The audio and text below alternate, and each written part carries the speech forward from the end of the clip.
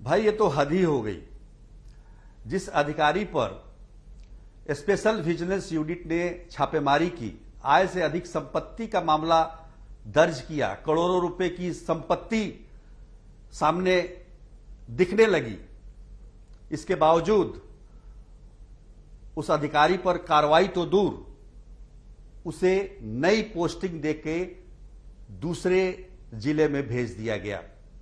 जी हां, ये वाकया उत्पाद एवं मद्य निषेध विभाग का है, जिस पर बिहार में शराबबंदी कानून कड़ाई से लागू करने का दायित्व है। अब बताइए, ऐसे में ये विभाग कैसे इस कानून को पूरी ईमानदारी से लागू कर पाएगा। नमस्कार, बिहार तक में आपका स्वागत है। तो हम बात कर रहे हैं भ्रष्टाचार की।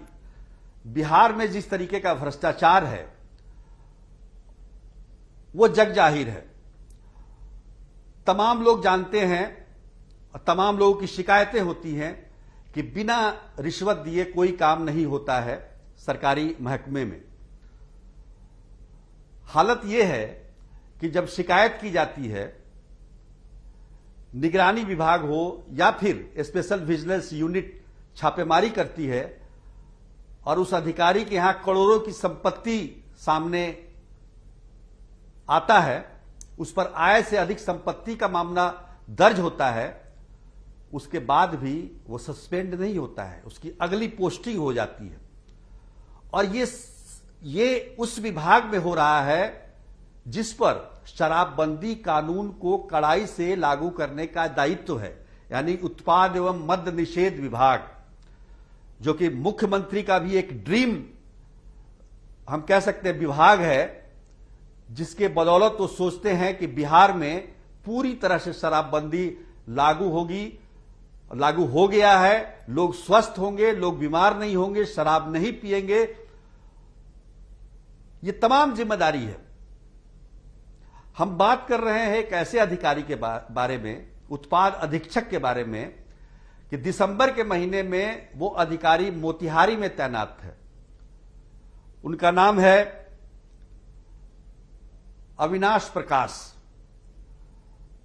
उनके 3 ठिकानों पर स्पेशल विजिलेंस यूनिट ने छापेमारी की, मोतिहारी में, खगड़िया में, पटना में। पटना में उनका फार्म हाउस मिला, उनकी करोड़ों की संपत्ति मिली, 2 उनके जेसीबी मशीन मिले, उनके घर में नोट गिनने की मशीन मिली, 23 प्लॉट मिले जो उनके पिता और पत्नी के नाम पर थे।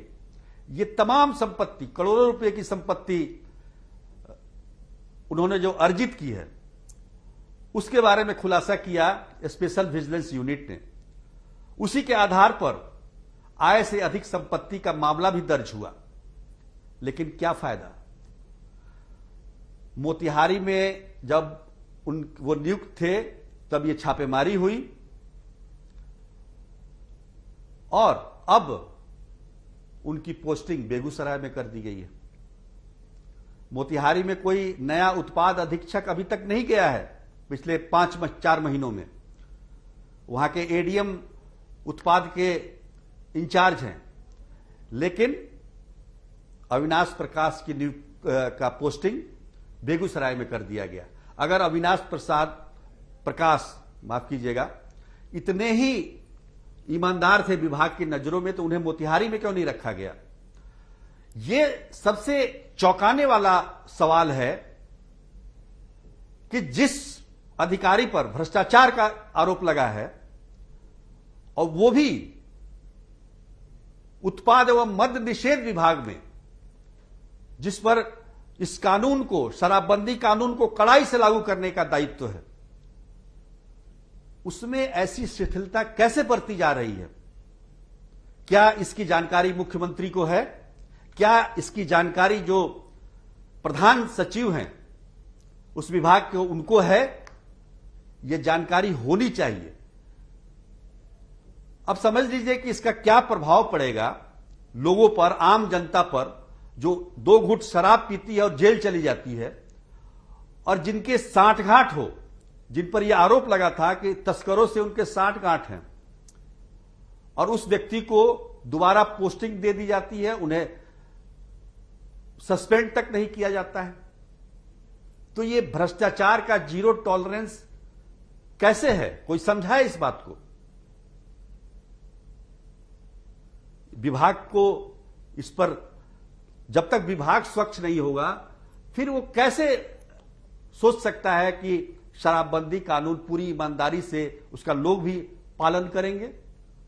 और ऐसा एक उदाहरण नहीं है, बिहार में, बिहार सरकार में कई अधिकारी ऐसे हैं जो भ्रष्टाचार के आरोप में सस्पेंड होते हैं और कुछ ही महीने में फिर वहीं पोस्टिंग हो जाती है जहां वो सस्पेंड हुए थे। कई मामले तो ऐसे आए हैं जो एडमिनिस्ट्रेटिव सर्विस के हैं, उन पर चार्जशीट दाखिल है, उन पर मुकदमा चलाने के लिए सैंक्शन की मांग की जा रही है, जो सक्षम अधिकारी हैं, लेकिन विजिलेंस को वो सैंक्शन नहीं मिल पा रहा है, जिसकी वजह से मुकदमा नहीं चल पा रहा है। तो फिर हम वही कहेंगे कि आखिर कैसे भ्रष्टाचार पर अंकुश लगेगा, जब सरकार की तरफ से ही ऐसे भ्रष्ट अधिकारियों को प्रश्रय मिल रहा हो। अब इससे ज्यादा मैं क्या कह सकता हूं, बाकी आप लोग सोचें। आज के लिए बस इतना ही, तब तक के लिए धन्यवाद।